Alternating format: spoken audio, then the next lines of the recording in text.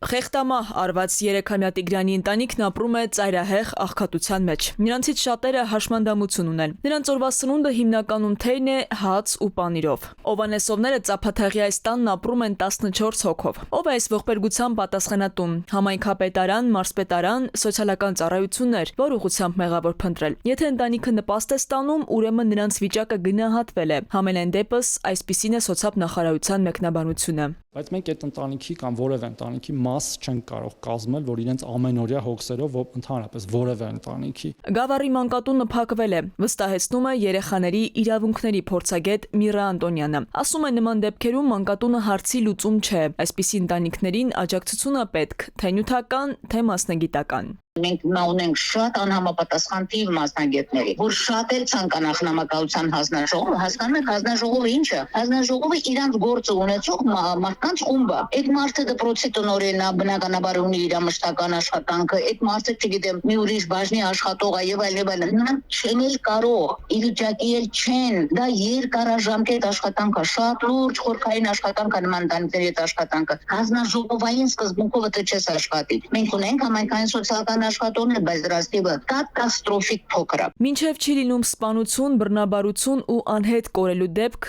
չեն իրականացնում կանխարգելիչ միջոցառումներ։ Կան նաև այլ խնդիր, փաստաբանի համոզմունքն է։ Ասում է, ցավալի է, բայց կանխատեսելի մարզերում եւ հատկապես գյուղական համայնքներում խնամակալության մարմինները խնդրահարույց եւ օգնության կարիք ունեցող երեխաների հարցը օդում արկախված են թողում։ Համայնքներն ունենում են խնամակալության եւ հոգաբարձության հանձնաժողովներ։ Վերջիններս պետք է մշտադիտարկումներ անեն, ցանկացած դեպքում, երբ վտանգված է երեխայի առողջությունը, բնականոն զարգացումը, սնվելու եւ հիգիենայի հարցը, խնամակալության մարմինը պետք է ծնողին տա հստակ ժամանակ խնդիրներն ուղղելու համար։ Կանապահով է, կան հոգեկան առողջության խնդիրներ, բազմազավակ է եւ այլն, առավել եւս, որ երեխաներից մեկը կարծես թե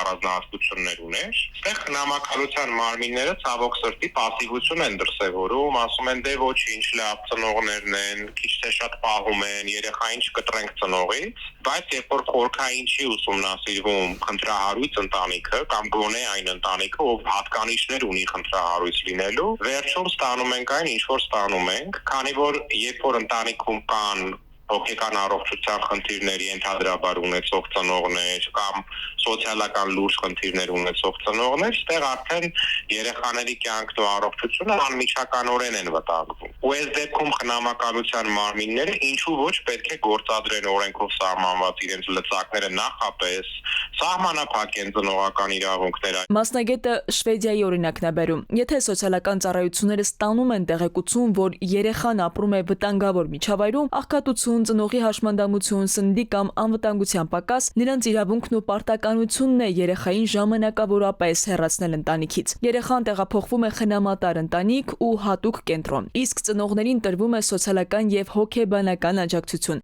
Երբ ընտանիքը կայունանում է, երեխային տուն են վերադարձնում։ Քնարիկ Պետրոսյան, ժամը լրատվական։